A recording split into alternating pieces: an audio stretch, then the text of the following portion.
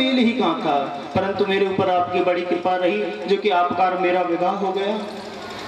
गोविंद, आपने दूसरी बात कही कि मेरे कुल कान की कोई पता नहीं, मेरे माँ कौन है, मेरे बाप कौन है, तो ये भी बात सही है।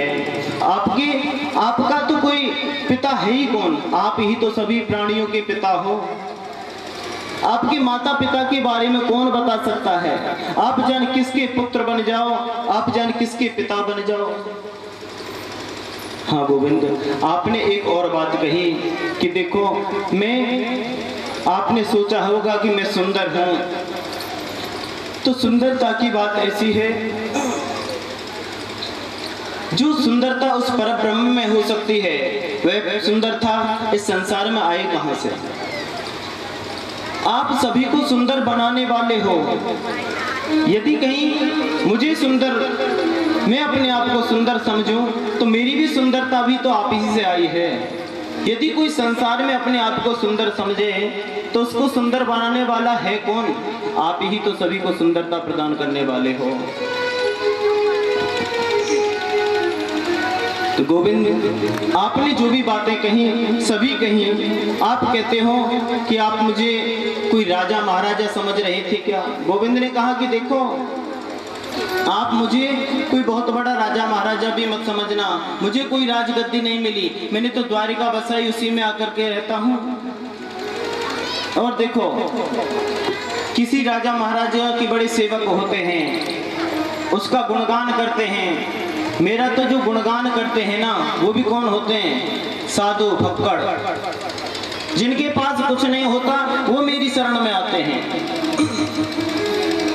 जिनके पास अपना कुछ नहीं है वो सीताराम सीताराम गाते हैं।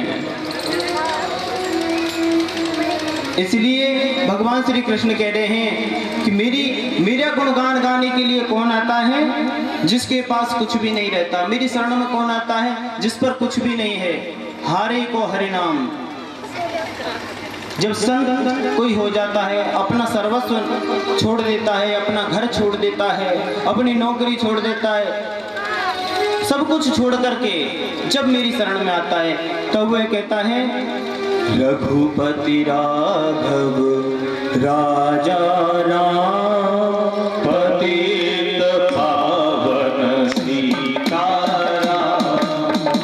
रघुपति राघव राजा राम पतित पावन सीताराम।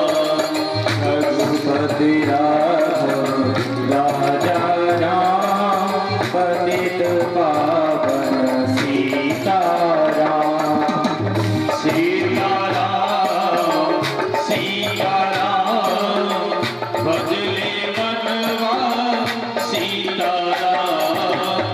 सीताराम सीताराम भजले मनवा सीताराम।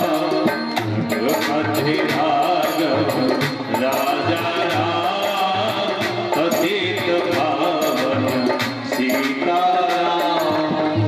रघुपति राघव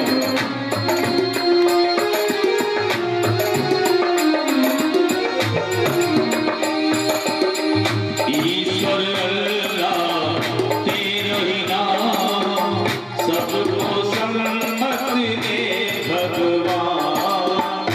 ईश्वर अल्लाह तेरा ही नाम, सबको सम्मति दे भगवान।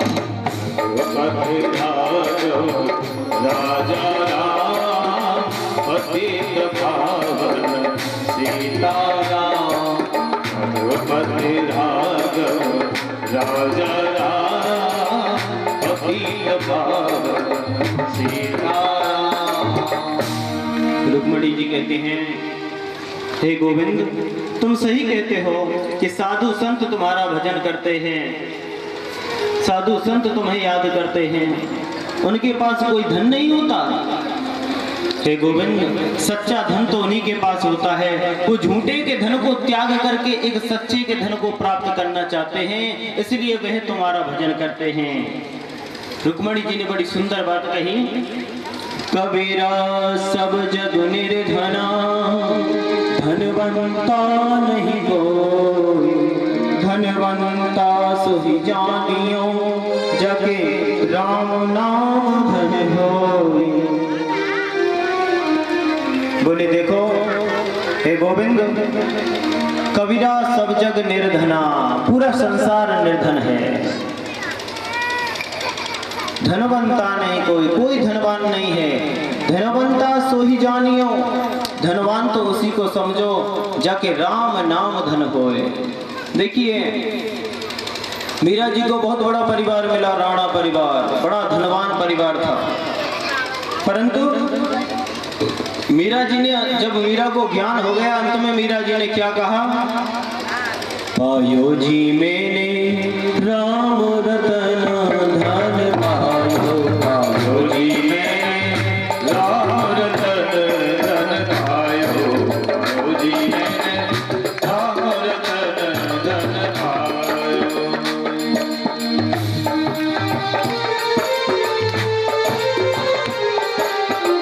वस्तु अमोलक तीर सतगुरु, वस्तु अमोलक तीर सतगुरु, ये वस्तु अमोलक अमोलक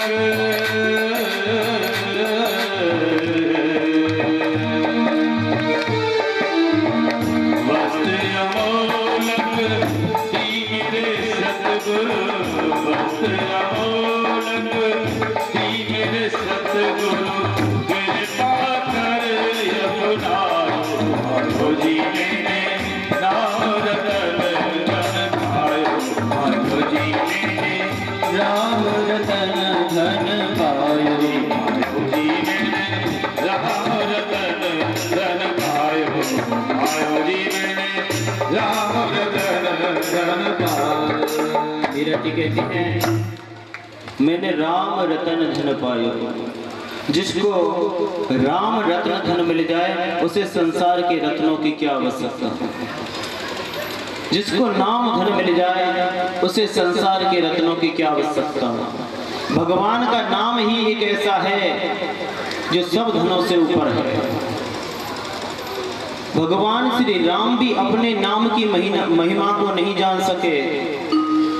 सज्जनों आप जानते होंगे जिस समय रामेश्वरम की स्थापना की जा रही थी, सेतु बनाया जा रहा था, उस समय भगवान श्री राम की जितने भी अनुयायी थे, हनुमान जी थे और भी जितने भी थे, जामवंत थे, जो भी साथ में थे, वे सभी क्या कर रहे थे?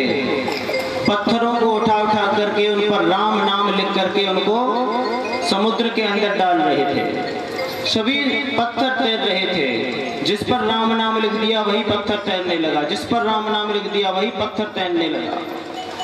ये बात भगवान श्री राम ने देखी कि पत्थर कैसे तैर रहे हैं, तो राम जी के नाम लिखने मात्र से तैर रहे हैं। भगवान श्री राम के मन में एक विचार आया कि देखो मेरे नाम से जब पत्थर तैर रहे हैं तो कुछ पत्थर मैं भी तैरा के देखता हूँ। एक वृक्ष के नीचे भगवान श्री राम पत्थर को उठाते हैं। उस वृक्ष के ऊपर हनुमान जी बैठे हुए हैं। हनुमान जी ऊपर से देख रहे हैं कि प्रभु श्री राम क्या कर रहे हैं। भगवान श्री राम ने एक पत्थर को उठाया और समुद्र के अंदर डाला तो धड़ाम से पत्थर नीचे गिर गया। वह पत्थर नहीं तैरा। भगवान श्री राम ने दूसरा पत्थर उठाया, डाला, पत्थर डूब गया। पत्थर उठाया, डाला, डूब गया। बराबर ऐसा ही होता रहा। जब इस क्रिया को हनुमान जी ने देखा तो ऊपर से हनुमान जी हंसने लगे।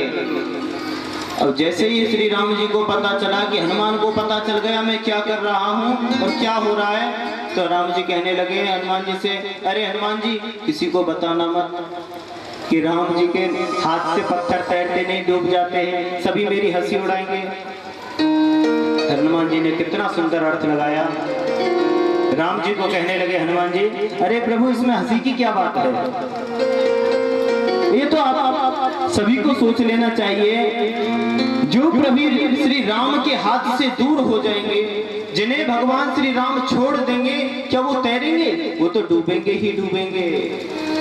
जिनको भगवान श्री राम के नाम का आसरा है वही केवल तैर सकता है। जिनको भगवान श्री राम या भगवान श्री कृष्ण परे कर दे, छोड़ दे, त्याग दे, क्या वह तैर सकता है? कभी नहीं। बोलिए जय श्री कृष्ण। जय श्री कृष्ण।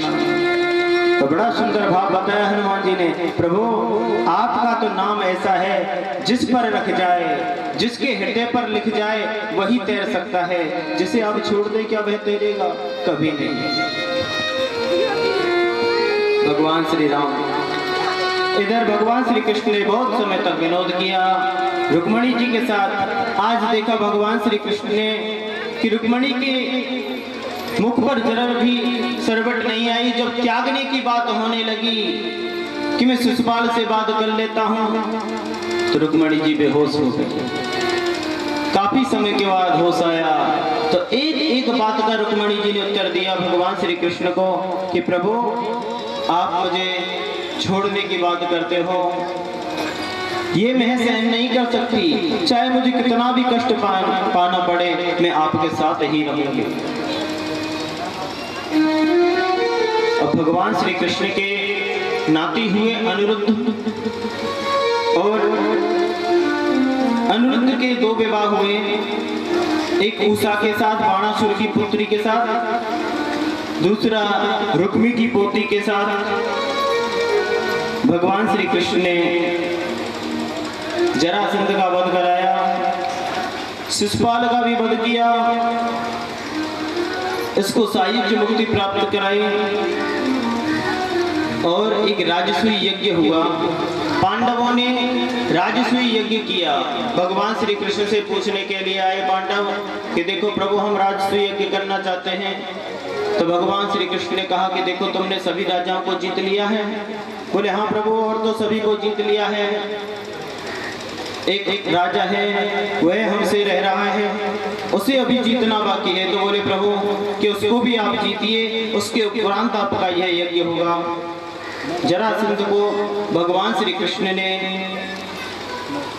बलराम जी के द्वारा, इसको भीम के द्वारा मरवा दिया। भगवान श्री कृष्ण इसका उद्धार करने के लिए भीम को और अर्जुन को साथ में लेकर के गए। तीनों ब्राह्मण का वेश धारण करके गए और जाकर के इससे कहा कि देखो हम साधु हैं, हम कुछ भिक्षा की याचना से आए हैं। तो इसने कहा कि बोलिए महाराज, मेरे वंश में साधु संतों को और ब्राह्मणों को इतना दिया जाता है कि उन्हें और कहीं नहीं मांगना पड़ता। आप जो भी, चाहे दोष से भजता था, चाहे द्वेष से भजता था, फिर भी भगवान श्री कृष्ण को याद करता था। और भगवान कहते हैं भाव कुभाव अनक आलस हो, नाम जपत मन सजते हो।